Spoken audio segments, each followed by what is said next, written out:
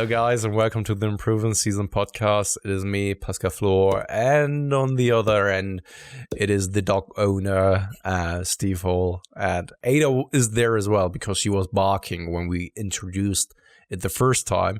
Now we just decided to do it another time, but yeah. Hi, Steve. Hello, and I'm hoping she just wanted to say hello to everyone. That's what I imagine. She's just excited for the Are we the improvement season still? Or we revive? When do we? I couldn't remember when we said we officially moved to revive to stage. Yeah, when you were prepping, but I mean, yeah. But you were just prepping for like then 4 weeks or so. Something Imagine like that. If I could get in. Yeah. It just doesn't. I mean, no. I mean, I'm not going to be in contest shape in 4 weeks. Imagine if I was, though. Imagine if I could sustain this level of like a crazy condition. I mean, I hate you already because of many factors, especially like when you posted like you've been dieting shorter than I was, and then all of a sudden you're just like posting pictures, and it was just holy shit, you look crazy already. Where did that come from?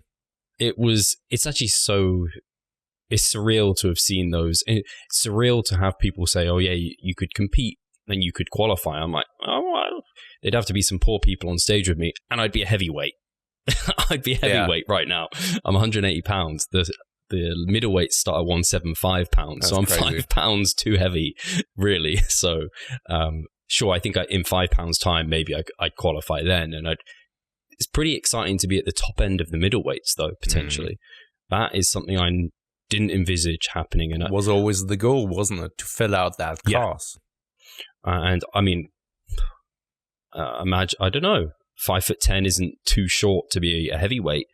I mean, I imagine if I could gain another 5 pounds on top of, like, if I was at the top end, if I was truly shredded 180 on stage, that'd be like a cool thing to be a heavyweight. That just seems ridiculous from someone who used to wear small t-shirts. And yet I'm sitting on the other end and 5'10" as well, and I'm just like a super lightweight. Well, the thing is, we don't even know, and this is something, it'll come out, and it'll be coming out soon. I don't think you've listened to the Cliff podcast yet. No. But he had a really cool analogy for this, where it was like trying to estimate clients' contest weight. It was a sense, he was like, imagine you're in a car park and there's a circle that you need to walk to, but you're blindfolded. At the start of contest prep, you're blindfolded and you're really far away from it. So you don't know if it's 20 steps, 50 steps, or like 15 steps.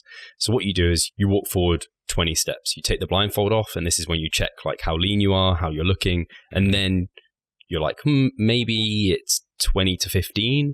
And then you walk forward 10 with the blindfold on. And then you're like, oh, I'm still not in the circle. But now you're like, I know it's like 5 to 3. And it's like every time you move forward, you get a better judgment of how near to stage condition you are. Like when in your peak off season, like I was, and like you were, we have like at that point, you actually don't know. Like we just like, yeah, maybe 30, 40 pounds, but it's like, it's really tricky. And it's not until you start getting to like where we're starting to get to, where we can have a more realistic judgment. But even at this point, we're still like, 20 weeks, 15, 20 weeks from when we're going to want to compete. So even at this stage, we don't truly know how far we need to dig. So yeah, that was a really interesting, and I thought really cool analogy with the blindfold. It really is. Yeah. And absolutely. I mean, I'm 10 kilograms out, and 10 kilograms still sounds like a lot. Because the last cut, or the first cutting phase, I'm now officially in the contest prep as well. But the first cutting phase, I've lost 11 kilograms. And just imagining the differences in my appearance from when I started to now, yeah, there is definitely a clear difference. But it's nothing where I'm just saying like, it's jaw-dropping or so. And then trying to imagine what it looks like when you lose another 10 kilograms, you can't even do that, right? Especially when you had that, I don't know, pre-journey up until the point where I'm at right now. And when, like, every kilo will count for, like, double, because there's less kilos on you to lose of fat. So every time you remove it, it's a larger and larger percentage. So it'll be, I mean, just thinking about how you're looking at the moment, I'll be surprised if you have to go take another 10 kilos off. But the good thing is you have that prepared for. And we talked about it again with Cliff. If you're ready early, there's a lot of cool things you can do to actually like slow things down that actually are probably good things that you can do and most people don't have time for. So if you plan for extra, it's always good to have a bit of bumper in there, I think.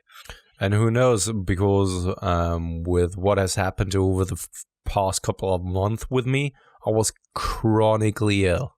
And I said to Katie here today, I can't get ill another time.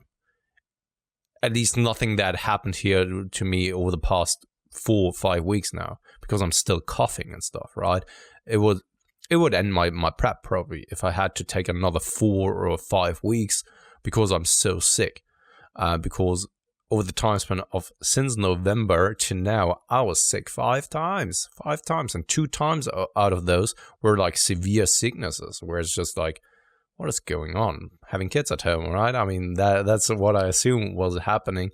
But at the same time, if that continues that way, it wouldn't be good. But the beauty is now, of course, we are now coming to spring and then summertime, where the likelihood of me being severely ill is actually reduced, even though that the virus that shouldn't be named online, because I heard that your videos then get demonetized. Oh, so do they? Yeah.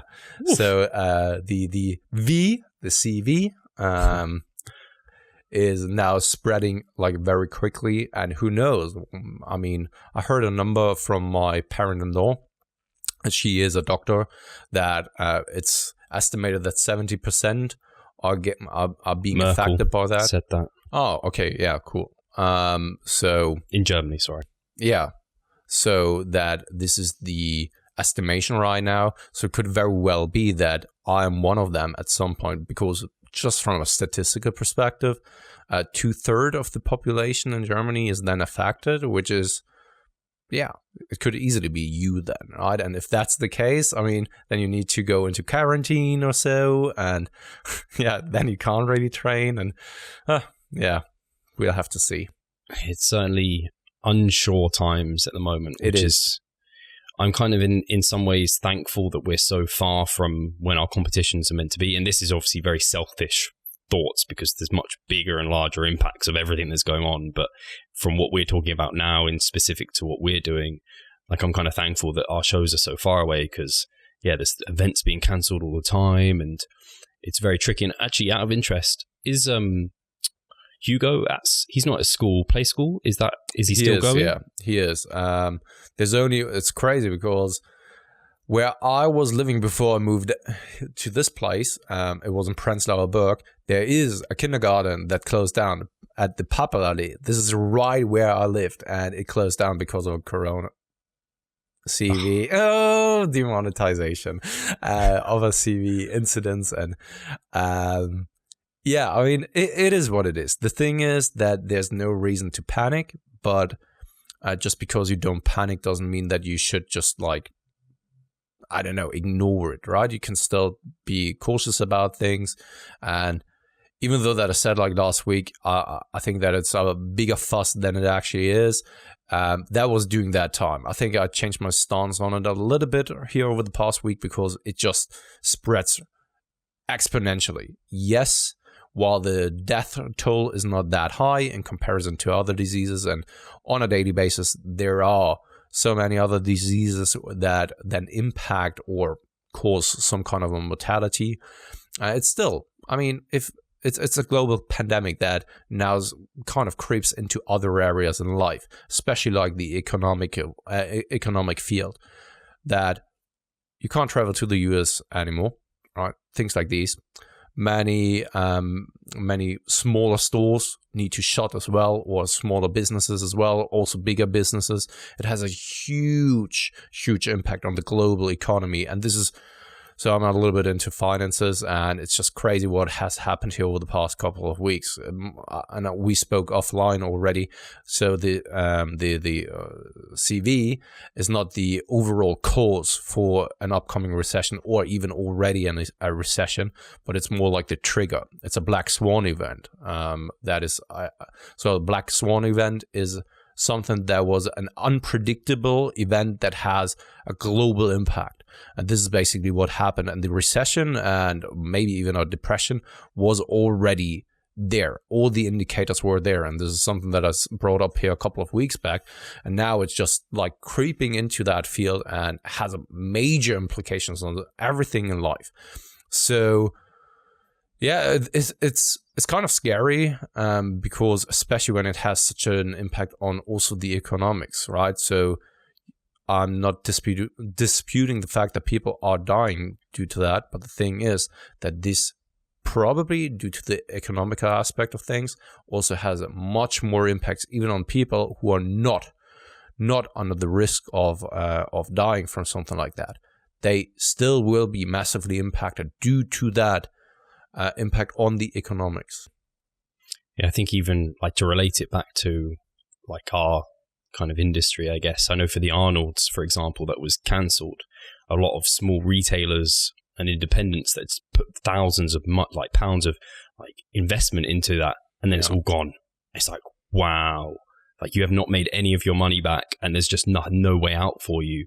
And that is, scary. And it's a case of the the healthcare system is going to be inundated with people. And it's like, well, now what's going to go by the wayside? There's going to be some people not getting treatment, and then that could have knock-on effects. So it's scary times. I know Greg Potter, who I very much respect and trust his opinion on this sort of thing, he recommended Sam Harris's podcast. The last 2 episodes were all about the CV. So I was just listening to one of those, and it was very interesting. And I think it, like you're saying, it's, yes, some people are making too much of a fuss and they're saying don't panic, but some people are equally being like, they're calling it just the same as the flu, and it isn't the same. It's definitely quite a bit different, and could have, like you said, it's going to have global consequences. And we're just in the like react phase at the moment. Everyone's talking about making sure that we don't see a massive peak, and we just want to see like it slowly like taper off, because it's when you have that huge peak where medical healthcare services are just inundated and they can't cope. And that's the thing. Right now, it's just about buying time. Yeah. That is the only thing. The likelihood that you need to be concerned is very, very low, right? When you're not already in pre-medical conditions to actually be predisposed to something like that, or you are someone who's already from the older generation. But the thing is that it's not about you being in a risk group or so. First and foremost, it's about you smitten or being contagious, and also. Oh, what is that? Smitten's just a funny word for it. Yeah. Now I lost my train of thought. Sorry. To just like quickly spread it, because it is growing exponentially, and there is no vaccine at the moment. I heard and I saw that they are, of course, globally working on a vaccine against that, and that it's to be expected that by the end of April, first vaccines are being tested. So before then, so let's just assume that it is then cleared, all right? That, okay, it's working. Then the production first kicks in. So probably this is something that will continue going for the next couple of months, maybe even up to the end of the year. And if that is continuing also from a, once again, economics perspective, just imagine this, right? The impact that it will have on the global economy.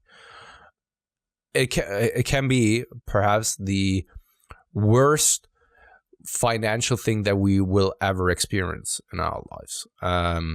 Once again, I know we should stay in our lanes, and this is what we are doing, right? We are not giving any kind of advice or saying, okay, this is very likely to happen, because we are not professionals in that field. And I'm seeing, because it is so much in the media right now, everyone needs or feels the need to speak up, which is, I don't know, stay in your lane. Yeah, I think we just have a conversation right now about it, right? Yeah, the only things I'm saying aren't like fed by my personal opinion or agenda. It's people I see as experts as giving a good message. So yes, with the vaccine, I know in the Sam Harris podcast, the guy he interviewed, who's a doctor, was saying it's unlikely that we're going to have one for a year, like realistically. It's like the common flu, like you don't have a vaccine for that because it changes and all of this sort of thing. And they're investing tons of money into that. And it's people like Trump who is talking and as if he's an expert on it. And it's like, he's like, no, it's fine. And I can see probably he has his reasons for trying to say that it's nothing because he's probably worried about the economics as well. And the elections are about to happen. True. And this is something that I actually discussed with Katie lately, that the older I'm getting, and this shouldn't sound like a conspiracy theory or anything like that, but the older I'm getting, the more experience you had in regards to what has happened in the world, and you've seen like politicians come and go, and it's scary to me that to see that many politicians are more bothered about staying at the power than really serving the good of the people. The greater good, yeah. It's crazy. It is so crazy. And this is not only true with Trump. I'm not saying that he's the only one. You see it everywhere. Also, there was something right now going on in Germany as well. It's crazy to me that some parties and some people are much more concerned about staying at the power or in power, in charge of everything, than serving the greater good. And this is what politics should be, right? Because you're putting your trust into them. This is what a democracy is built upon, that you have your representatives that is then basically speaking for you and for the greater good, right? And it's just so scary then with the economic crisis coming up, that when you are not educated about that, or you're not interested in that, you don't know about it up until the point where shit is already out of control, because the government is more concerned, and especially in the US is holding true right now, because the elections are about to start, and someone like Trump is just like saying, yeah, the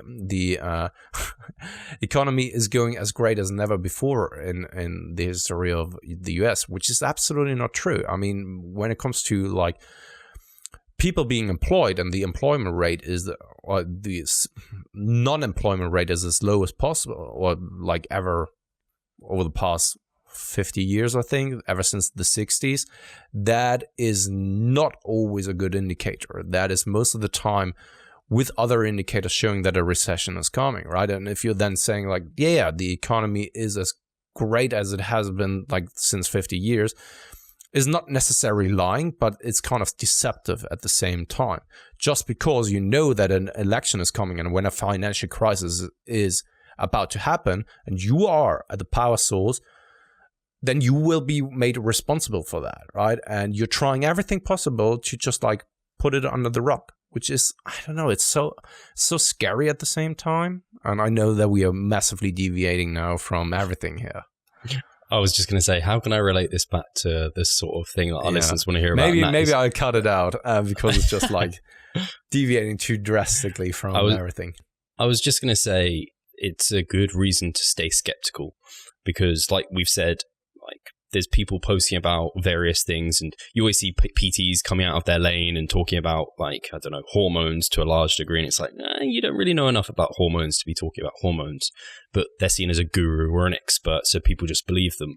So very similarly, like with presidents or people in power, don't just believe everything that they're necessarily saying. Stay skeptical, do some research for yourself.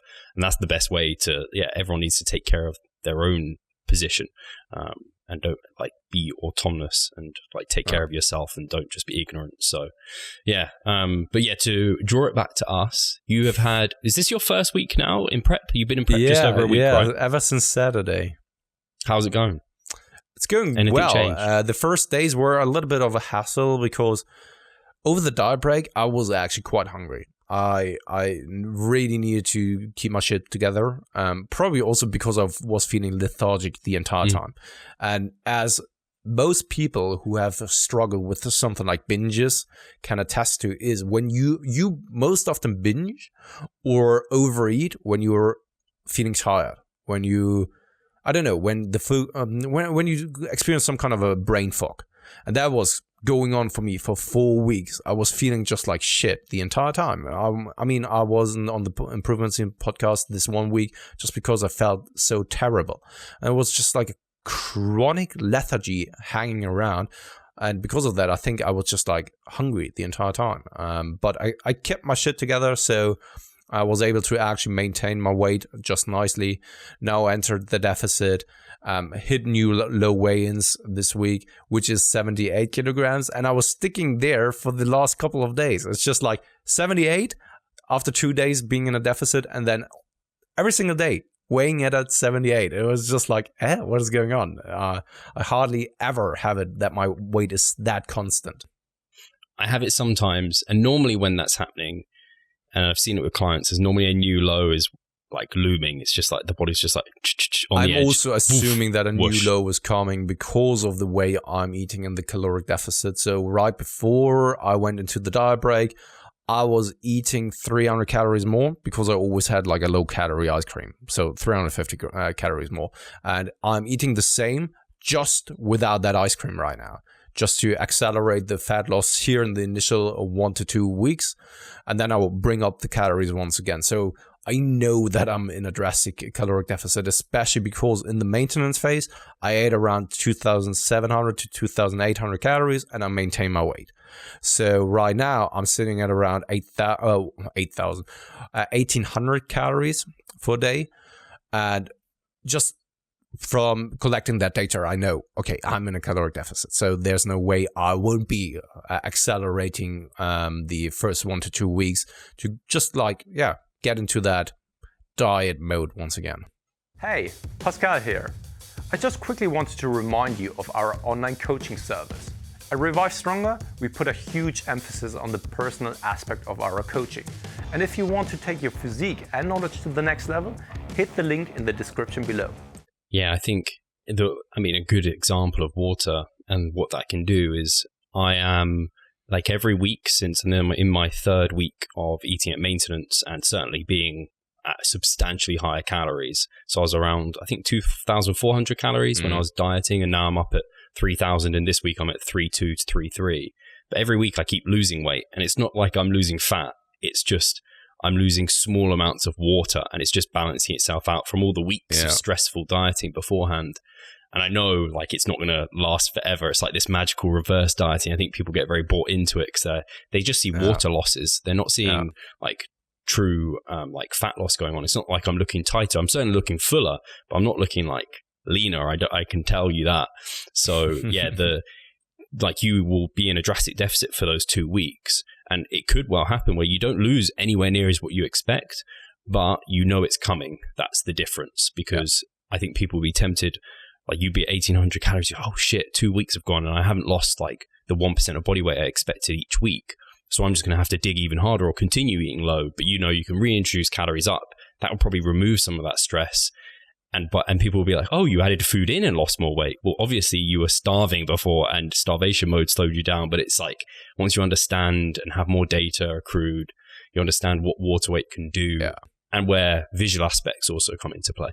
And that's the beauty of being an experienced dieter and just having gained experience over the past years now. This is where experience just pays off, where you just know, all right, I don't need to stress over things.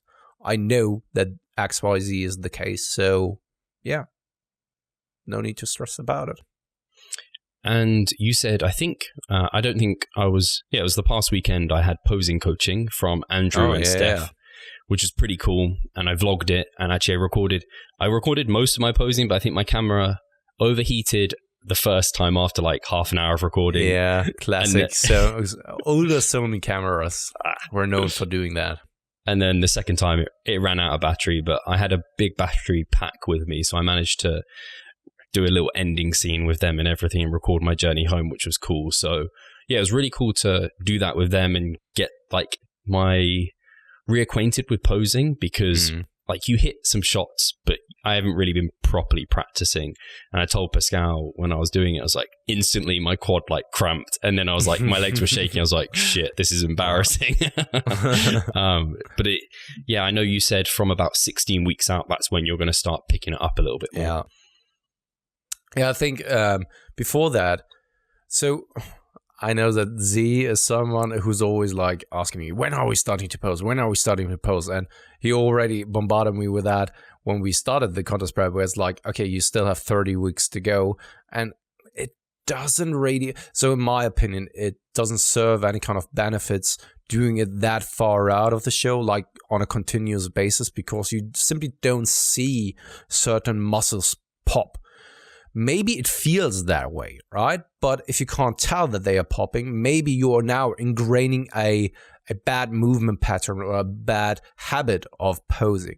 And ungraining that thing is so much harder than ingraining it in the first place, right? So if you're then practicing and you feel like you can't see whether a muscle is really popping and the way it looks, but you think that it is, right?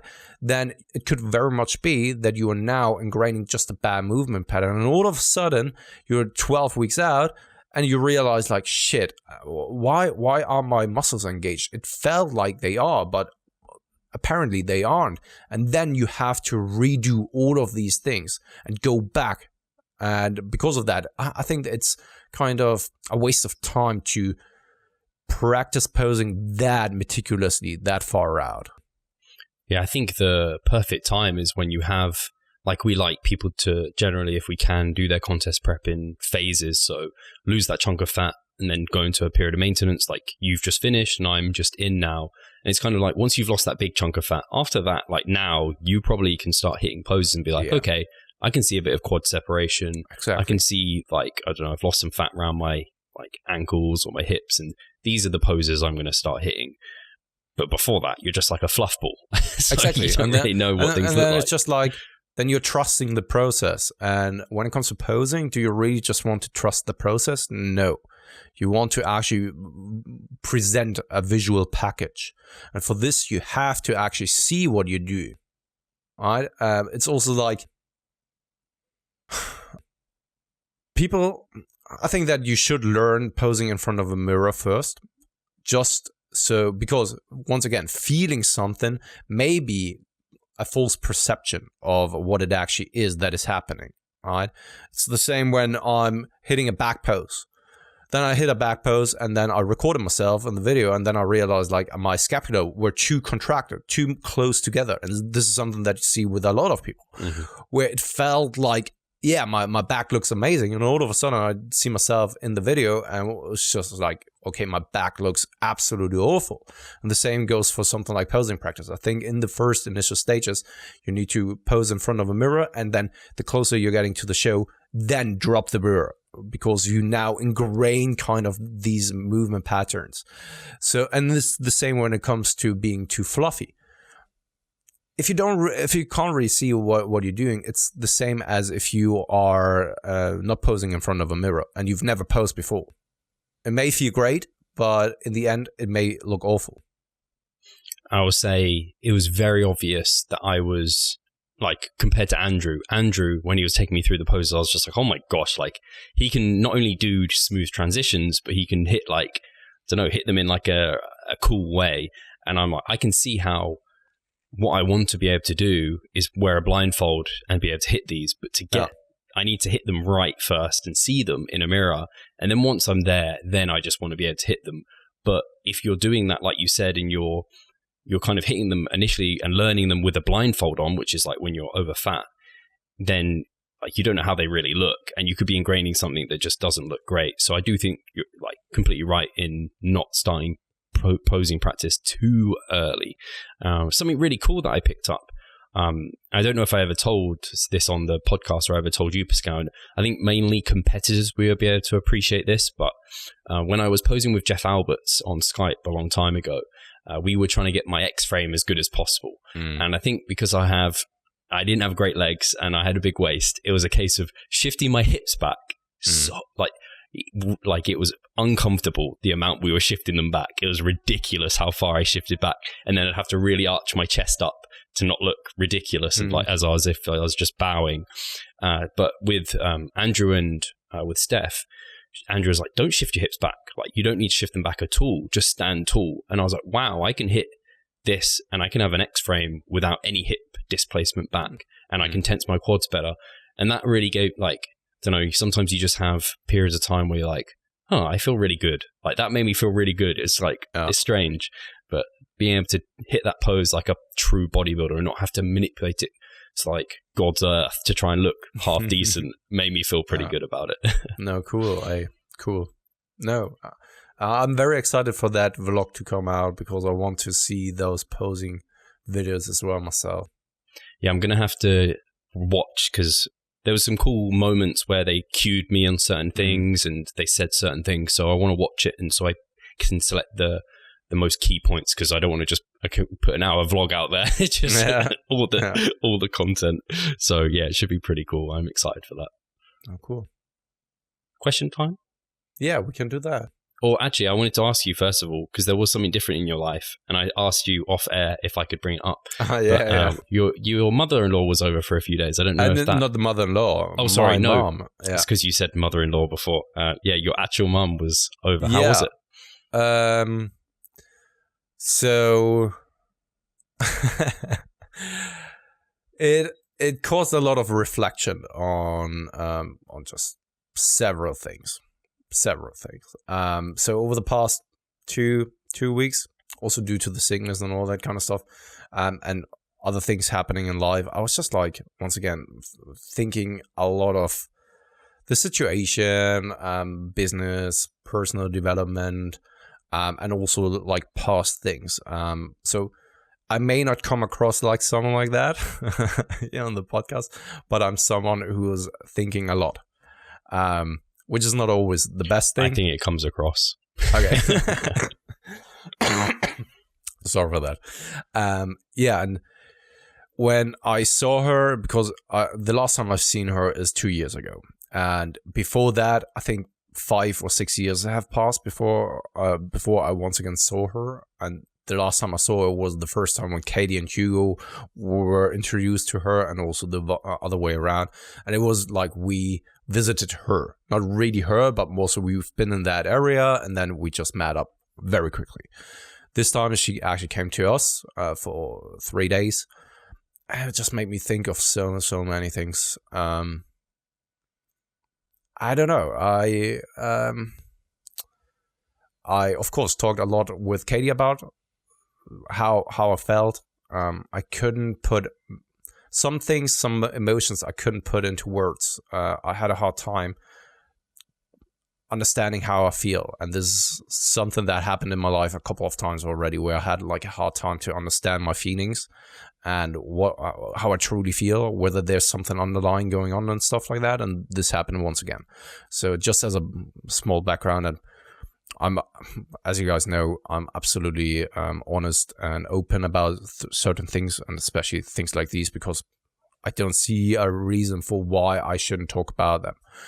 But my family is quite fucked up, like very fucked up, and I don't have any kind of, I'm not in touch with my sister since 10 years. My father passed away when I was 4, and not because of any kind of medical conditions, but because he was a heavy drinker and he died due to alcohol. He beat my mom, right? And my mom took my sister and me and fled from him at some point, right? And yeah, my mom, she's someone, she got us when she was very, very young, at the age of 19 and 21. And because of that, she was still kind of a child. When I think about it myself, if I had gotten my children at the age of 19 and 21, fuck, I didn't have my own life under control. I didn't even have it under control at in the midst of my 20s, let alone like the end of the 20s. I was first getting there. I was first developing who I am actually, right? And just thinking and imagining that young female already had 2 kids, fled from her husband, because that husband was beating the living shit out of her and stuff like that, right? It's just, yeah, I don't know. She was still a child herself, and that also was kind of showing itself in the way she raised us. And when she was around, and I detached myself emotionally quite drastically from her. I moved out at the age of 16 out of from at home, right? So I always needed to take care of myself. And even when I was at home, I needed to take care of myself because she was always working. And she had good intentions, but the good intentions weren't the good actions, if that makes sense, right? Only because someone has good intentions doesn't mean that those intentions are the right choices. And that was the thing. She was growing up in a more poor environment. She thought that materialism is very important, and she wanted to give that materialism and those kind of materialistic goods to us. That's why she tried to work that hard and that much, but she was never around, and I had no father figure, I had no mother at home, so I needed to take care of myself. I needed to raise myself, and because of that, I quickly detached myself from her, and that is more and more showing itself now. When she was around, I felt, I don't know, it was as if a stranger stood in front of me. And at the same time, I had quite negative emotions against her. Like, I'm not angry or so, but something deep down inside of me, it was just like, I don't want you to really touch my children the way you did and stuff like that, right? Where it's maybe because she was such a stranger now, and yeah, a lot of, once again, sorry for the long answer here, it was just like bringing up a lot of thoughts about my past, what I went through, especially because Katie is the extreme opposite of how I grew up. Both her parents are doctors. She grew up in a loving environment. Sure, she had also some issues, and she went through shit, but it's nothing in comparison to what I've gone through. And these are not just my words, but her words as well. And it's just such a huge difference between the lives that we lived and now we're together, right? And I'm just so appreciative that she's by my side, and that she's, I know she got my back, and I her for her back as well. But yeah, once again, it just brought up so many things, and I think I can't really put any kind of lessons to it because I didn't really have the time to really think about it, to just sit down and reflect upon everything. And I think that at some point I would probably need to take or seek a professional to help me out with collecting and gathering the thoughts, and that this is what a professional does, because I don't think that I'm capable and able to do so myself, because probably there are so many things deep down inside of me that I couldn't find or analyze myself, even if I want to. Yeah, I mean, I didn't know what answer I would get, and I didn't know what to expect, but your answer didn't disappoint me in true Pascal fashion, kind of polarizing, and very polarizing to me, because I think I'm probably much more like Katie in that I've just had a very good upbringing. Good, I don't know if that's the right word to say you had a bad upbringing, but just different, I guess. And I would say I feel very fortunate for my upbringing. I guess the silver lining is it's built who Pascal is today, and I don't think you'd wish you were any different or in a different situation right now, which I guess is overall a good thing. But things may have gone the opposite. Yeah, I mean, you can always look at it from different perspectives, right? And you can't ever turn back time and be like, yeah, what if? So it doesn't really make any kind of sense in thinking certain things or wishing a certain outcome of a different situation. We are now here. We have to deal with what we have right now. And in the end, I said that to Katie. I am so freaking grateful for what I have right now, because and this is also the reason why I can't identify with any one of my family anymore.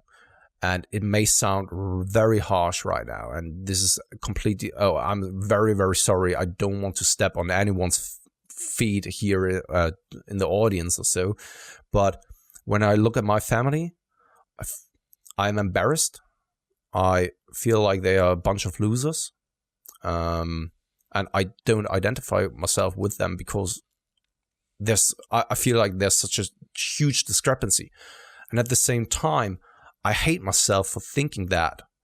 I don't want to feel like I'm superior over someone else, because everyone, I don't know their situation. I don't know I can't fathom or understand the situation my mom went through. I mean, she probably did it all in good faith, but those decisions turned out to be the wrong ones, at least the way I perceived it. Right? So I don't want to feel that elitism way of thinking. I hate that I'm actually falling in that category myself, where I'm thinking like I'm better than them. Probably there's something I despise about the way I'm thinking right now, but this is how I feel. I don't feel connected to that family. I don't identify myself with those individuals at all. But because of that, I am so extremely grateful for where I'm standing right now, and what I have and who I have around me, and the values I have that I myself value very highly.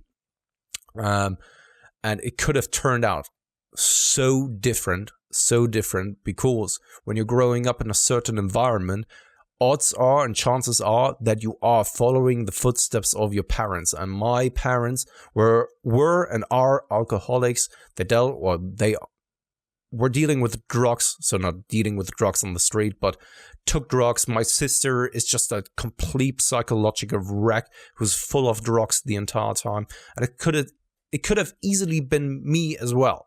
This is what I'm so grateful for, that I'm not in that position, that I was able, I don't know how, I really don't know how, but I was able to actually detach myself from that path and go a different path that led me to a much better outcome. And this is where I'm standing right now.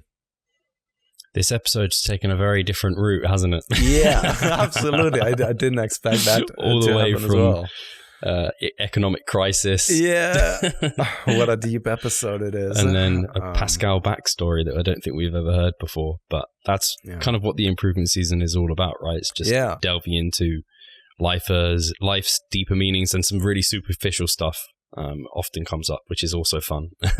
Yeah, absolutely. And I think it's very important to share these kind of things, because it just gives context to the person overall, where they're coming from, because you never know where people are coming from. And you most often don't know their current situation, right? Because for someone who has always been rich, let's just say, and they lose a little bit of money, and now they are living a mediocre life, right? Someone who raised up from a poor environment would always look up to that individual. But that individual who formerly has been very rich and now lives a mediocre life could be absolutely devastated and could look at their lives as a failure or so. The best example is always the Dave Mustaine, so the old guitarist from Metallica, when they actually got together, right? He had a Megadeth, right? Is also a very, very successful band, but he was always holding a grudge against Metallica because they kicked him out of the band, and he was always wanted to beat Metallica but couldn't, even though Megadeth was very successful as well, right? So you never know the backstory, and that's why I think it's important to also share these kind of things, to give an understanding of also why we do certain things, why we think certain ways, where we're coming from, and just to give a little bit of context behind the people, you and I. And when you are talking about your backstory in regards to how Revive Stronger actually came to be, right, it just gives context to the person, and you start to understand why certain things are the way they are. And if you don't share these kind of things, I mean, you're just building up an illusion for what? For what? Is there any kind of value in building up an illusion? Not really. Unless you are an influencer and you're making a lot of money off of that. Then I can see that.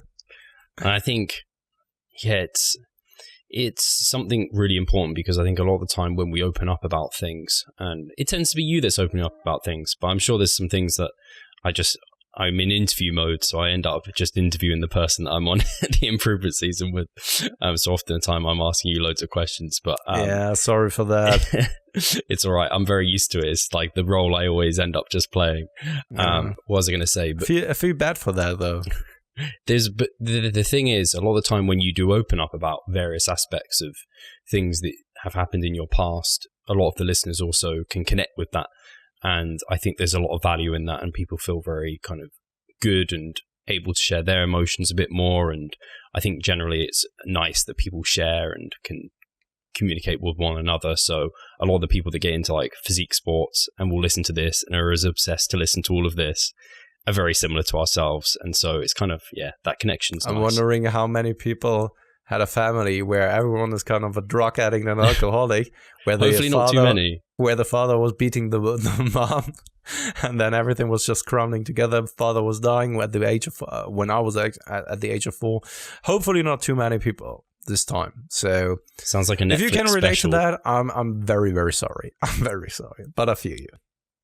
I cannot relate to that. I am very fortunate to have grown up with parents that spoiled brat.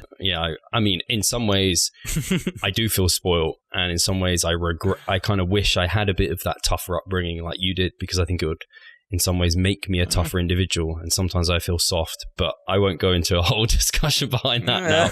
Let's get to some questions. Yes. So sorry guys, sorry for everyone who's listening, and I promise next time I'm going to ask Steve a lot of questions now. Oh, God. So let's get into questions. So, of course, the first one, you can guess who it is. Andrew Potterchak. By the way, congratulations, Andrew, for taking second place at your first RFBB Pro show. I think it's a qualifier. Qualifier Pro show. Yeah, of course. He's not a IFBB Pro yet. Andrew. Is there a calorie amount that is too low? And why are carbs so good? So on the second question, is that just, there is a question mark behind that, but is it more like a rhetorical question? Carbs suck. Oh, hello. Hi guys, Steve here. Just wanted to take a moment of your time to remind you of the Revive Stronger member site. Inside, you'll find a thriving forum, a growing exercise library, presentations, research reviews, and courses. If you want to get involved, sign up via the description. Lower calorie limit. This is a really interesting question, because I don't think this is necessarily anything that's ever been studied as such, because I just don't think we would have the legalities behind it, like to restrict people. It's like, how low can we take someone's calories before they die, or something along those lines? But essentially, I would say the lowest I go with people is we want to hit the 1 gram per pound of protein. I don't really want to go below like 0.225 of their fats in grams. So 0.25 of, like, if they're 100-pound individuals, obviously 25 grams. Hopefully most people would be heavier than that, but still. So we're hitting those essentials, because protein and fat are both like conditionally essential, especially for a physique athlete to be just in a healthy way. And then we've got carbohydrates, and I just don't think I'd want to go, unless it's for like a peak week, less than 1 gram per pound. 1 gram per pound of carbohydrates. And I mean, in terms of like total calories, often I don't think there's a problem necessarily with going below like someone's resting metabolic rate, which in general is like 10 to 11 times your body weight in pounds. I don't think that's like a shockingly bad thing to do, but that's quite low. And I just don't think I'd be happy pushing much lower than that for a period of time. And it's going to be obviously incredibly individual. So we're taking someone as if they're a robot and they can survive anything. But some people will have, like, they won't be able to push lower than 12 times their body weight in pounds. If they go that low, they're binging their face off and they're not adhering. So it's going to be individual. Do you have any different thoughts on that, Pascal? No, not really. I mean, why are carbs so good? I have no more idea. So I'm a big carb guy, not really a fatty guy. Not at all, really. So often I find myself like, when something is too fatty, I'm just like, ugh, this is gross. Do you like avocados? No. Oh, you don't? No. What if you eat fat, where are you getting it? I get it from my fat storage. No, most of the time it's just like a small byproduct of the entire thing. So, for example, with a steak, just there is, even if you're going with a leaner option, I'm not talking about a filet, because a filet is really lean when it comes to that. But like, I don't know, sirloin. No, what is it called on English? I don't know. Why Sirloin do we or rump? always need to put other names on it here in Germany? I don't know. A hoof steak. Hip steak. I don't know what that might be. It's a hip steak. Is that the one you eat then? You eat that steak? Yeah. Okay. This or something like a US beef steak. I can't tell you what it is. They are labeling it that way, but the name itself implies that it's not the most high quality kind of steak when it's just like US beef steak instead of saying like a rib steak or something like that, right? So, what do I want to say? You take your omegas. Yeah, omegas I'm taking, and also right now my dinner is always a salad, and there is always a fatter in that, and the fatter is low fatter, but it's not like zero fat. So I'm still getting around 40 grams per day, so quite sufficient. You get a still good pump from that meal. Yeah, pump in the sense of like my stomach pump. Oh, I was just thinking because feta's really salty, isn't it? So I was just wondering if you got a good pump. True. Yeah, that's true. But Some feta pre-stage. I mean, yes. So by the evening time, I'm always getting a little bit hotter than normal, and then the veins are popping out. But yes, nothing crazy. Nothing like in comparison to something like potatoes, which I normally do when I'm on a diet break, and then it's just like, whew, boiling hot air, and the veins are just popping all over the place. So yeah. But back to the question. Fucking hell, what is going on with me here today? I'm deviating drastically. With a low calorie amount. I think that, is there a calorie amount that is too low? I don't really think there is, to be honest. Calorie amount, how low can you go is very much individual dependent. And also how low do you need to go is very much individual dependent. The thing is, though, that what we need to take a look at the context, right? I mean, yes, we are speaking always in bodybuilding context, and then in that case, I would say like time 10, time 9. I heard of cases of going to 8 times 8, which is very crazy low, but in bodybuilding context, it's just like the low you need to go that is then also allowing you to still stick to the diet and getting to your goals. This is basically the lowest I would ever go. But sometimes it's just like crazy low. I just recently heard that Brandon Roberts, for his last contest prep, he needed to go to 1,300 calories, which is like, whoa. For a dude, that's crazy low, right? So, and this is something that most people never expect that they have to go that low, and sometimes it is just what you need to do.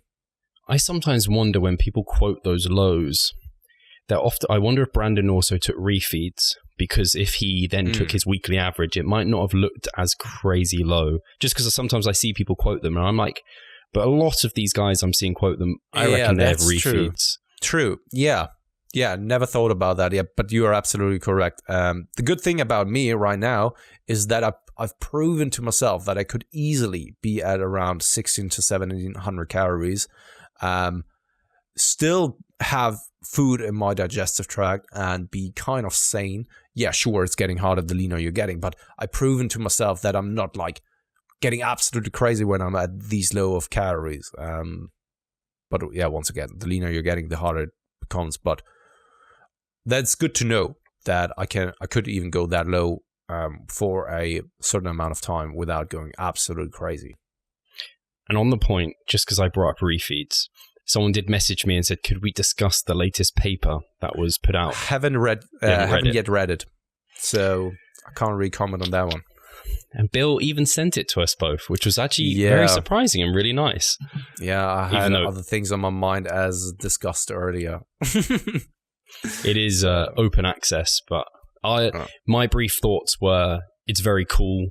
I hope people aren't, and I see people do this, where they see a study come out and then they're like, oh my God, this is the way we have to do things. And they just look at the, the abstract or the conclusion, and then they miss out all the kind of individualities that's going on. So I've just seen that graphics so many people were sharing, right? That people maintain more fat-free mass. I'm just curious because I haven't read the paper yet, and I can just ask you now a couple of questions.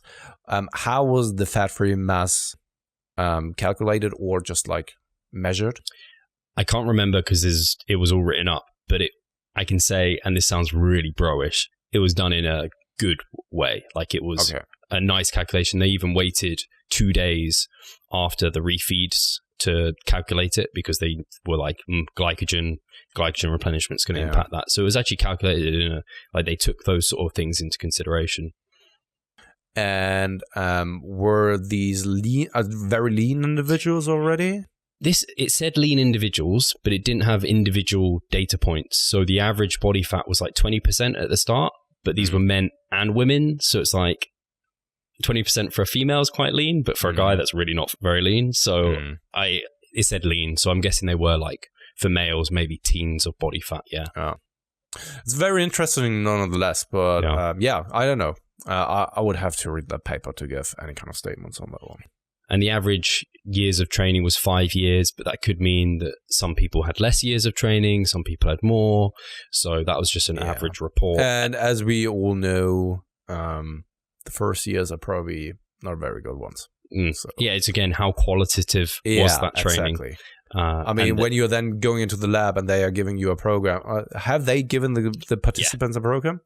That the program is just like, I don't know, so much better for them. And you are one of those few individuals who is in the group that is then having those refeeds. It could very much be that you are a very good responder to that program. And then all of a sudden you're already messing with the data. I mean, I'm not disputing the paper because I haven't read it also. And I'm not saying that when you're saying it was a very, very well conducted study, it adds to the pool of the evidence. That is what it is, right? But you shouldn't take it just like, I don't know, put it on a pedestal. No, see, refeeds. Go for it. Yeah. That was the main point I wanted to say. I think it's very promising. And there was only 27 people within it, and it was 7 weeks long, so it wasn't super long. There was responders and non-responders, so some people didn't see any benefit towards the refeeds, and they just saw the same as the continuous. There was like a few really people who responded very well to it. And then it was interesting to see some smart people in the field, because I know like the Matador study, for example, that made like people like, oh, like diet breaks, we've got to do 2 weeks on, 2 weeks off. And then James Krieger was very critical of it and saying how he thinks it was very much down to adherence. And I saw Alan Aragon post about it, and obviously he's well into his research, and he said he thinks it was probably adherence was probably better with the guys who retain more fat-free mass and had the 2-day refeeds. So it's kind of like, well, it's so tricky to actually identify. Like, now if you take into adherence, because we're not keeping them in a metabolic ward, you're just trusting that they're following what they're given.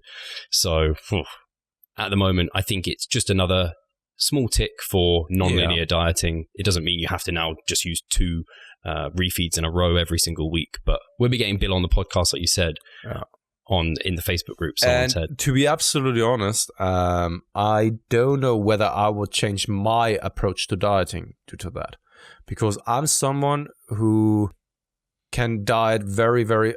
so I have a better time dieting when I'm going straight into the deficit and sticking to it for a very long time, because I'm just like...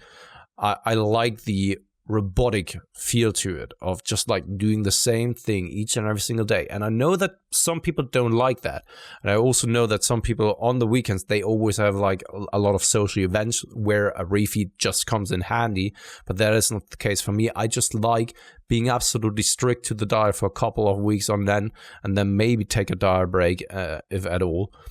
This is more so like me, instead of every single weekend taking like 2 refeed days. To me it just feels like a waste of time, even if like let's say I could retain a little bit more of fat-free mass. I'd be really interested. I need to get Mike on for another Q&A, because I'd be interested to hear what his thoughts were, because he's never been a proponent of refeeds. He's always been of this diet straight through, and averages are what matter, and Broderick's been very much the same as well as that. I'd be interested to hear if they have any thoughts on the paper as such, because I don't know if it will change. What are your thoughts? Yeah, I don't know if it will change what I do. Typically, I find that the low days have to be so low to compensate for the maintenance days that it just becomes like a bit like torturous. And then it's like, oh, now I get to feed my face off. And I just, like you said, I just haven't found that to be super successful for people, and it throws people off quite a bit. And in my 2017 prep, I had no refeeds the entire way through. I just had diet breaks every deload, which worked very well. But this time round, because I will be losing at quite a slow pace, it's making me consider whether or not I want to chuck in 2 refeeds during the mix. And just to experiment on myself, it's definitely making me think to experiment with clients a bit more, because I've had like some clients are like you and they're like, no, the refeeds, they're not going to work. Whereas other ones are like, I'd quite like to have a bit more on the weekend. And I'm like, it'll make your like week pretty damn hard and you have to be very adherent on the weekend. And they're like, no, that's cool. I'm busy at work. Eating in lower amounts during the week, that's fine. Give me some freedom to be like have a meal with my girlfriend that's like a bit bigger. That's sweet. That will allow me to adhere better. So I think again, it's choose your poison. But I think again, like I said, I think it's another tick that you shouldn't just diet for like months and months and months and months, probably without having a little bit of a break chucked in there. Absolutely. No, I mean if you can afford it, of course, why not to take it, right? If you are in a luxurious position such as, I don't know, Alberto Nunez, where you can do like, what was it, 4 high days or 3 diet days or so? Yeah, that's strange, isn't it?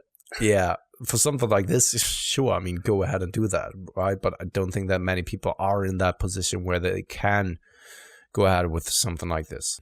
I just want to make sure people don't like people go and tag Alberto and be like, Steve called you strange, or like as if they think. I don't think that's wrong. He's like, he had a lot of success. To me, because I've always just leveled out my calories, I would have just been in a smaller deficit every day, and that did me very well. But again, we need more data for sure, and I'd like to see more participants, longer period of time. That'd be really cool, and maybe ones where they have 3 days in a row.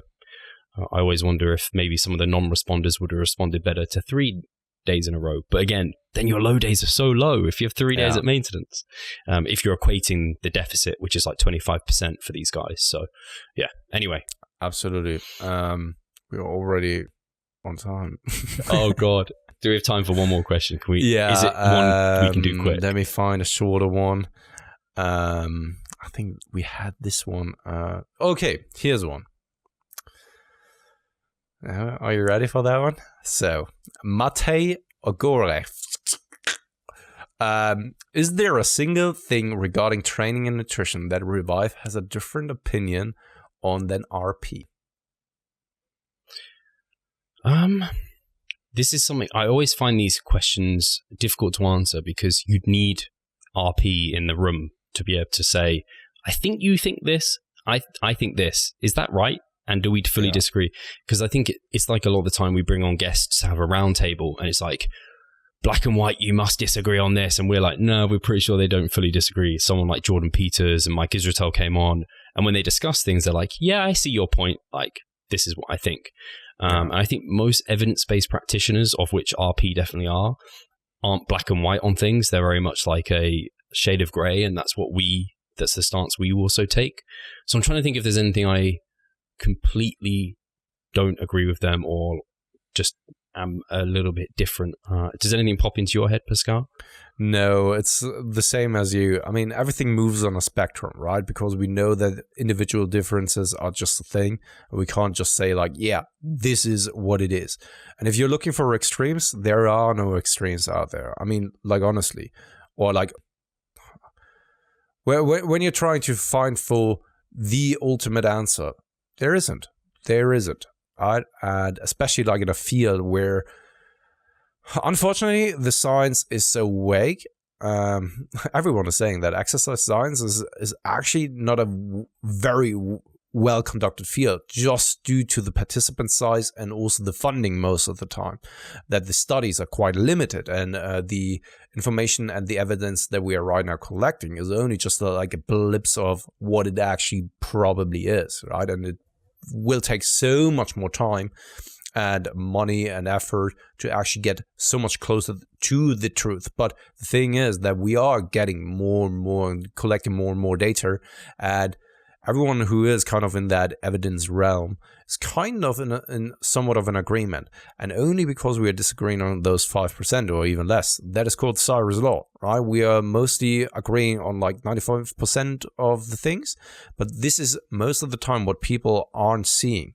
They just want to pick the fight between the things that you are disagreeing on. And this is where these small minor camps come out. And they are then backed by certain individuals, and those certain individuals cause them to steer the pot, where it's just like, no, but he said this and that, right? Where it's becoming then like a battle of minute details and unimportant things, kind of, right? Because we are agreeing on. So once again, just like Google Cyrus Law, then you get a great idea of what it actually is. Because on most of the fundamental principles, like nearly all of them, I totally agree or am on the same boat as they are, or like other people are as well, such as 3DMJs, such as Brett Schoenfeld, the James Kriegers out there, yada, yada, yada. I just thought of something, but the thing I really love about RP, and the same with 3DMJ, for example, is like they built their philosophies around principles, and these principles are just guiding scientific kind of principles. So to disagree is like, well, if you fit within the principle, you're not disagreeing because we're just doing it slightly differently. But one thing I know RP do differently to what we do is we take daily weigh-ins, or we like as many daily weigh-ins as possible and take a weekly average. I'm pretty sure, but forgive me if I'm wrong, RP take like 2 weigh-ins a week. I think they have like weigh-in days, and they like fewer weigh-ins. And I'm not saying that's wrong. It's just something we do differently. I really like the daily weigh-ins and the weekly average. Then we're stuck in here to talk about semantics, right? Yeah, exactly. I just wanted to identify I have one thing that I'm also disagreeing on, and that is, for example, the exercise order when it comes to doing like one body part first and then the other body part, like back because of metabolite buildup and stuff like that. I disagree on that one. Right. Where it's like I rather have it on a, let's say, upper body day to have like something like push-pull. Exactly. Where it's like a pressing movement followed by a pulling movement, followed by a pressing movement followed by a pulling movement. And I heard it from someone, I haven't even heard it from someone like Mike or James, but heard it from someone else that due to the metabolite accumulation, they are more so focusing on one body part first and then the other body part. And in my opinion, and this is just like, once again, semantics. Will it really make that much of a difference? Probably not. I don't even think that you can measure that difference then in the long term in regards to hypertrophic outcomes. And thus it's kind of...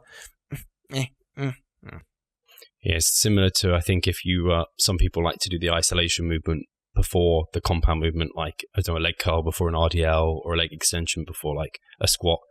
Again, I'm not often doing anything like that, but some clients request it sometimes, so then I might modify to try it. So absolutely. I think interesting question, but unfortunately probably not the answer you were necessarily looking for, but probably the answer you expected. And by the way, I just love James and Mike too much to disagree on anything. They badmouth me sometimes in their webinars. I know. I'm always thinking listening. I'm always thinking like, should I just put a comment into the forum like, we are listening? But no, I like that. Those guys are legends. They're great people. Yeah, they are.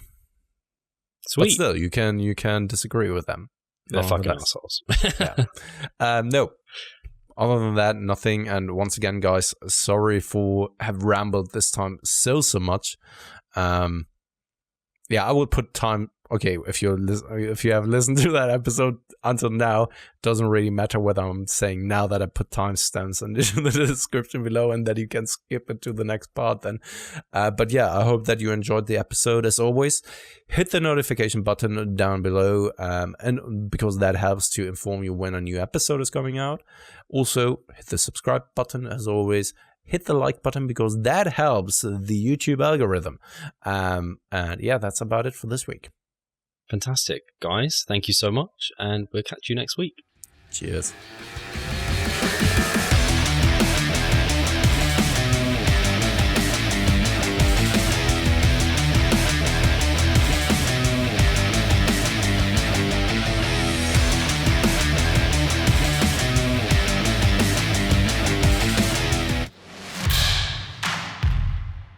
So I'm Steve Hall, founder of Revive Stronger and a coach of Revive Stronger. My name is Pascal. I'm the co-owner of Revive Stronger and also a coach, of course. Revive Stronger has probably been going solidly for 3 years, roughly about 3 years. Revive Stronger, to me, it is becoming kind of my child, my foster child. It's the gathering and getting together of like-minded people. We've been expanding the coaching team, which is helping us help more people, but each coach can only help a certain number of people.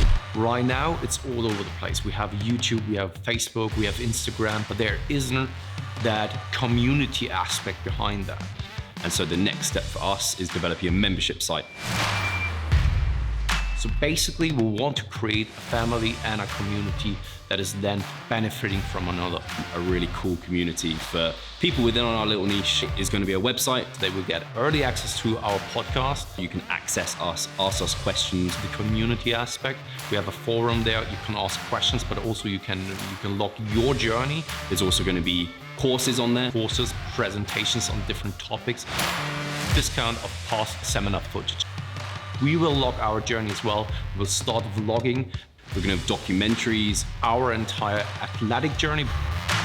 Furthermore, they get access to an exercise video library. The exercises that we love for hypertrophy and maximizing hypertrophy, we're going to go through those in depth, telling you how to execute them. We kept them concise and also mobile friendly so that you can watch them in between your sets. I'm super excited to grow this community. The amount of value that we're going to be delivering is huge. And I'd love you to be part of it. You will get so much out of that. I'll see you inside.